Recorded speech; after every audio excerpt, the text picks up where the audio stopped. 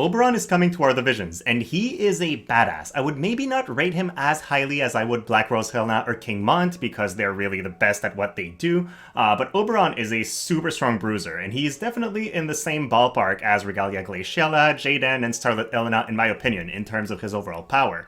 So what we'll do today is we'll take a look at his kits, how to make him shine in a team, what he can do, and whether he's a good pick for you or not. So, let's begin. The first thing I want to talk about regarding Oberon is what he does, right? He is a very powerful attacker, but he's also very tanky versus physical attacks, so he's what I would call a bruiser, and at that, he is top tier. He's also a really good enabler. He's got a lot of moves that will decrease pierce resistance, elemental resistances, and other things for the enemy, so the whole entirety of your team is going to do more damage if you bring Oberon in it.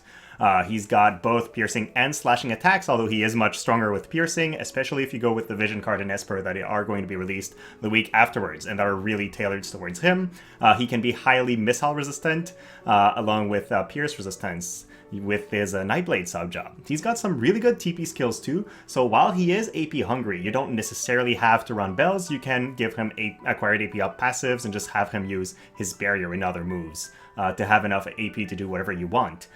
He is, however, fragile versus magic attacks. That is his biggest weakness. So while he has really good physical bulk, magical attacks will tear through him rather quickly. And we know Halloween Little Leela is a wind magical attacker that's just got released. So that could be a little bit of an issue for Oberon. He also has a rather short range on all his moves, and he does have a move of 3 and 4, so he doesn't cross the map extremely quickly. Now, you can increase his movement with one of his sub-jobs, but quite likely you will be wanting to run the Nightblade sub-job, which does not have extra mobility. And then the other issue he might run into is just how many options we have for Earth. It's already a super stacked elements with lots of good picks, so that could be a difficulty. But if you do go for him, I'm sure you'll find ways to use him, because he is definitely at the top of the spectrum for Earth units. Now, his TMR is also something that's very unique. It's the first time we get an ability that affects characters map-wide, so that's really insane. It's a piece of heavy armor, so it is rather limited, but it nullifies haste for all enemies. What nullify means is it will not remove haste if they already have it on, but it will prevent them from gaining haste if they don't. So, if they're currently casting haste and they resolve it after you've used this ability, it will not give them haste. They're basically immune to the status for a couple turns, which is very fun, and nullify is always 3 turns, so keep that in mind. It also decreases critical rate for 2 turns. Now, that part, not that big a deal in my opinion, but there are starting to be more and more characters that are reliant on critical hits to do their job, so you could counter them with that TMR potentially. And then it increases attack, which is good, but it's something that's very common in more divisions, so you could find the attack buff elsewhere. And then finally, Oberon's master ability increases Earth units. Of course, he is an Earth unit himself, while also increasing his HP and single target resistance, which is especially fun if you're running the Vision card that's going to be released shortly, the Earth Stag, because this also gives Earth units 20 single target resistance, putting him at a very comfortable 30%, so he will not take a lot of single target damage with these. Now, let's take a look at the stats, and I decided to compare Oberon to Nines and Dwayne because they are characters that have significant damage when they come in, while also being able to enable the rest of their team or take a couple hits back, and that's really what he does. With 4,300 HP, Oberon is very tanky. He's got roughly 500 attack, which is not top tier, but it's very high. And then with 66 agility, he is very impressive. I've always found Nines and Dwayne to be rather fast characters at 60 and 62 agility respectively, but Oberon beats them. He's ninja level agility, which is very impressive. He does have a movement of 3, so that he will have a little bit less mobility than what Nines and Dwayne often have through their passive, but he can increase that with one of his abilities. And then if we look at his resistances, he's resistant to slash and missile and slightly to pierce, but he can increase missile and piercing resistances with the Nightblade sub-job, so he's got options there. Then he's got really good resistance to stop, which I think is really important, especially for manual PvP or scenarios where the enemy Katones will want to stop you. He is still weak to charm, so you have to be wary of a couple things, but the raid gear that's going to be released, I guess, next week or very shortly, that gives a piece of heavy armor equipable only for for Pierce units will give you 3 turns of Berserk and Charm resistance 50%, which basically makes you immune to those statuses for a couple turns. So he won't have to worry about it all that much. I think you'll always want that piece of armor on him. So yeah, overall, if you like playing characters like Dynas and Dwayne, characters that can take a couple hits and deal significant damage back, Oberon's really the type of unit for you. Now, let's switch to his passives, and he's got a couple really interesting ones. The first one, Tracer, gives a lock-on on one of his abilities, which is his highest damage ability. So I'll talk about that later, but I think it's an important passive for him if you're going to want to use this ability. It also gives him acquired AP, which I really like if he's not going to be using bells. So I would likely have this equipped all the time, and then the Dragon Spear Mastery, because attack up and defense penetration is hard to beat. It's the only source of defense penetration in Oberon's kit, so if you're not running this and you're fighting an Engelbert or a Dwayne or somebody that has high defense, he is going to struggle with killing them, so it's very important. Otherwise, if you don't plan on running the Tracer, you don't care too much about the lock-on component of that ability, you could use Nightblade Mastery. It gives him some attack and some accuracy, and he doesn't care at all about losing some evasion. This might be important, especially if you're running Oberon at 115 and you haven't had the chance to get him all the way to 120, because at 120 he gets a guaranteed hit ability, but he doesn't have that until then. So I would say if you're at 115 or lower, you always want Nightblade Mastery. If you're all the way, you could probably swap that out for Tracer and benefit from the lock-on, which could be important. Then counter abilities. Well, I think the Purple Dragon's Blade is really hard to beat. It has more range than any of his other counter abilities, and then it is an absorb HP just like Dragon's Blade, so it's very strong, and it has piercing, so I mean technically it could hit your own ally or another enemy. I'm not too sure how that's going to happen, but it's a funny thing. Fighting Spirit, never ever use that. It could cause Berserk on your own unit, which is terrible. You don't want that to happen. And then Counter Swing has less range and probably less damage than Purple Dragon's Blade, so just use Purple Dragon's Blade all the time as my verdict for counters. Now, let's look at Oberon's main kit, and I really like when a character has too many abilities and I have to take an entire screen for them and all the abilities are good. That is very impressive. His first ability is a line attack that will deal damage and have a chance to stop. Now please do not play Oberon at 97 Faith to increase your stop chance. He's already weak to magic. If you do that, he will go down to a single hit from enemy Black Rose Elena or enemy powerful magic attackers. But if you keep him at 50 Faith, or even lower perhaps, then he can take at least one hit from them, and it's a big difference. It's very important for a bruiser like him to not take too much magic damage. So I would not give him at high Faith, but if it does land, that's super good. Stop is one of the strongest status effects in the game. Then he has an ability that increases critical evasion, but also AoE resistance for allies around him, which is really strong. He already has single target resistance, so with that, he's resistant to all types of damage a little bit, which is a nice little bonus. Then Royal Rend is a new attack pattern, the 5 squares in 2 lines before in front of you. That's kind of interesting. Also chance to stun, which is good, but again, do not run him with high Faith. Then he's got the Physical Barrier. It's a typical 50% 3 times barrier, which also increases his pierce attack by 25. That is a really good skill. I mean, I consider a barrier to be a really good skill to use, even without an offensive buff on top. So just a top tier ability, it is the main reason why he's such a good physical bruiser. And then he gains the Soaring Dragon Spear, and that is the ability that gains a lock-on component if you have the Tracer passive activated.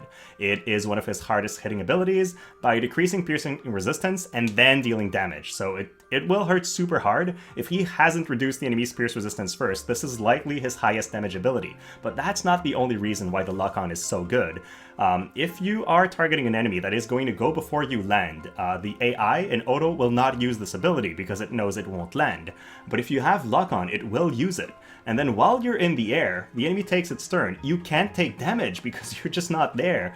So it not only is an offensive buff to have lock-on, it's also a defensive buff because you will be in the air while some enemies take their turns and you'll just dodge their attacks. So overall, I think it's an important passive to have if you have the next ability, which is Thunder Smite. It increases Lightning Killer, cute, for this hit, and then it's a 200% mod with 100% hit chance, so that is really, really good. His hardest hitting ability, once you've applied the piercing resistance down from Soaring Dragon Spear, will become this one, and if you're hitting a lightning unit, they have no chance to survive this. It becomes a 225 mod and just deals crazy damage. Now at that point, something I want to point out is all those abilities have a range height of 1, so he isn't able to hit somebody that's super high up or super low compared to him, but he does have super high jump, so I guess he could try to follow his enemy's elevation and then hit them with this. But don't expect him to use some of the jumps like vertical jump, where you can jump on any height. That is not part of Oberon's base kit. What he does have that has a height range of 2 and then AoE height range of 1 is his limit break. So once in a fight, if he has enough AP, he could drop that, and it is a very good ability. Just that could be a reason to run bells on him so that he can use it. But his limit break decreases all elemental resistance by 20% for all targets hit, and then hits for a 200% mod. So it is a very, very high amount of damage because you decrease resistances before dealing damage, and it also enables anybody. This ability is very interesting because it makes Oberon an enabler not only for Pierce teams or Earth teams, but also any kind of element. It's the first time we have a unit that can do that, and it is definitely a top tier ability. Then the Young Dragon King sub-job, I don't know if you would use that very often. The first ability is really just to enable Earth teams, so you have an Earth Imperial that is stronger than his limit break, so that is good, I guess. But the overall damage for this move is lower, and it Imperials after dealing damage, which means it's a lot weaker compared to what his LB would be. But then you get the jump up and move up 1, which could be important in some maps or in some PvE levels where he needs to be able to move around a lot. So I would say if you need the movement, that's the sub-job to go for, but otherwise you should definitely go for Nightblade, I think. His second sub-job is the one I dislike a lot. It's Viking. Maybe you could run that for the extra defense, but honestly, not my preferred choice in many scenarios. Kneebreaker has a height range of 0, Warcry not that useful, Lunge is a decent ability, but Nightblade has some really good abilities as well. And then I guess Killer Axe could be a very hard-hitting ability in PvP because it has a 230 mod. But you have to be in melee range with the enemy, so you would have had the chance to hit them a couple times before that, and likely don't need the one-shot damage at that point. Then Nightblade is one that I really like. I talked about it several times, but you can increase your pierce and missile resistance with that in an AoE, which is very fun. Then Spinning Slash has a 210 mod, Stunblade has a 121 mod, and these are rather important because they're slashing moves, right? If you're fighting an enemy that's very pierce resistant, even if you can decrease their pierce resistance a little bit, having another type of damage in your bag that you can bring out is very good.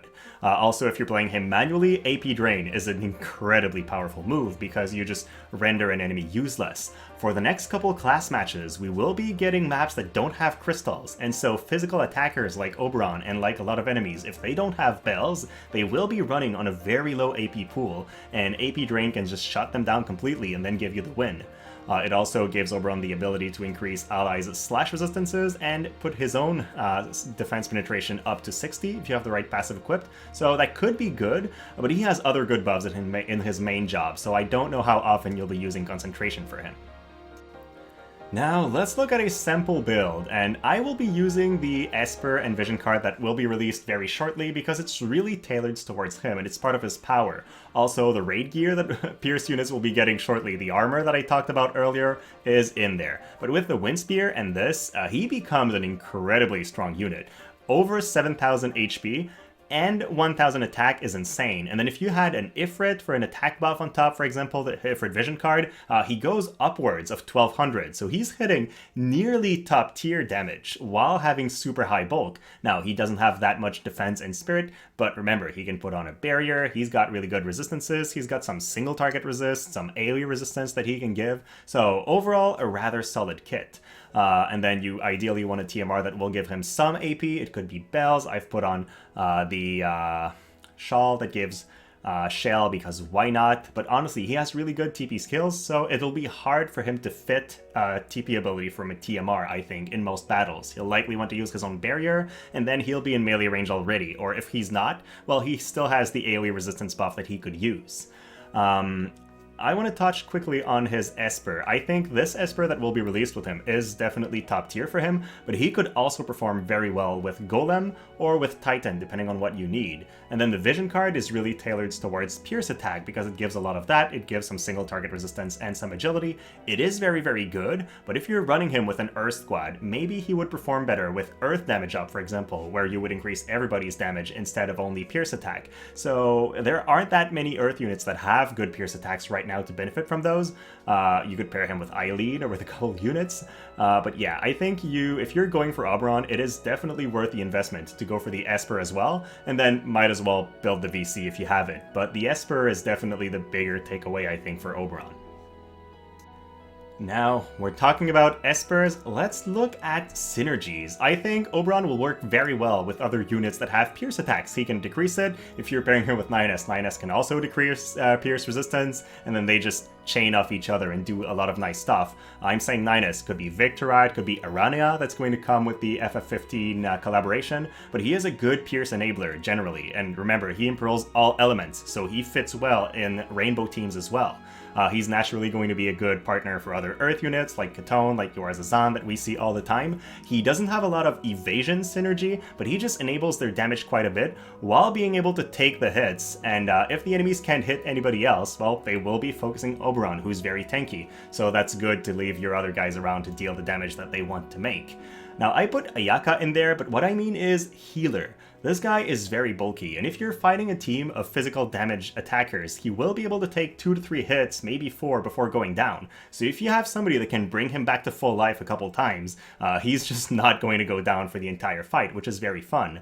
I like the idea of Ayaka, theoretically, because she has an ability that gives you healing back when you deal damage and extra defense penetration, and I can imagine Oberon just deals significant damage, healing himself back even without heals from his teammates once he has that buff up. But it could be a Yuna with re-raise, could be a lot of other stuff. With healers, he will do well.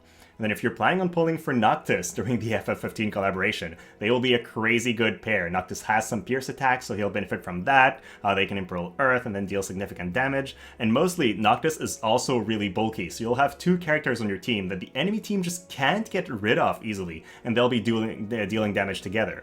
Also, Noctis is a Spellblade, so could increase Oberon's magic resistance, making him a little bit less weak to these types of damages. Then if we're talking about threats, I was talking about magic. Halloween Little Leela is the Oberon Destroyer, and she, in our server, gets released with her EX job before Oberon is released. On JP, it's different. He's had his time to shine, where there was no real super powerful wind unit to counter him, because all the powerful wind units were physical based. We get Halloween Little Leela basically at the same time as Oberon, so his biggest counter is already here. You'll have to be careful, but if you're matching against a Halloween Little Leela team and you don't have somebody on your team that can one-shot her from range, she will tear through Oberon in maybe a single hit. If you're built for it, or if she's not at full offense, he'll be able to take 2 hits, but it is a rough matchup. And then in the future, in a couple months, there will be the release of Joom, who's a cost 100 wind tank with crazy Pierce resistance. That will be rough for Oberon, and he will struggle with her. I don't think that once she's released, Oberon will no longer be relevant. That's not true at all. Your Earth team will still be very, very powerful, and Oberon will remain so, but you will want to avoid teams with her, because he'll struggle with going through her, and since he doesn't have any way to ignore hate or anything, he will just keep hitting her until she runs out of hate or he goes down. Otherwise, heavy magic users like Black Rose Helena are a big threat. They will take him down in perhaps 2 hits, depending on how you decide to set his faith, but it's definitely not what you want to face, especially since Black Rose is everywhere in guild battle, for example. That might prevent Oberon from taking a very dominant space in there. And then other characters like Summer Elsie, high Pierce resistance, and high defense and high magical attacks could be an issue for somebody like Oberon. I think she is one of the units that can hold him down, and just like in Halloween Little Leela, she got released before Oberon did, while in JP it was reversed, and Oberon had his time to shine before she was there to counter him. So you have to be careful about a couple picks, but overall he is a very solid unit. Now, for my verdict, well, he is a great pull, and he will have a long lifespan. He can do a lot of stuff, definitely a unit that people will not regret having, but he is not necessary. You will not be kicked out of guild battle because suddenly Earth is the strongest element and Dark no longer wins, right? The Black Rose Helena, Dwayne, and King Mont meta will remain, it will keep being strong, and so Oberon will have his place. He'll bring some variation in viable teams, but he is not going to completely change the meta. He's good, but he is not... yeah, he's not OP. Let's put it that way. If I look at it by game modes, I think in PvE, he's a solid choice, but still, he's limited by his starting AP. He's not a unit that's going to start with like magic level, can hit halfway across the map and just clear the PvE level without any of your units being put in danger. So I would give him a 7 out of 10. In Arena, solid 9 out of 10, especially if you can target the teams that don't have Halloween Little Leela or are more physical oriented. You will tear through them very easily, so that's very good for him. And then units like Elena are super popular right now, but he doesn't care about that all that much. He could be built with decent slash resistance. It's not like it's magic type attacks that are going to hit him in his weakness.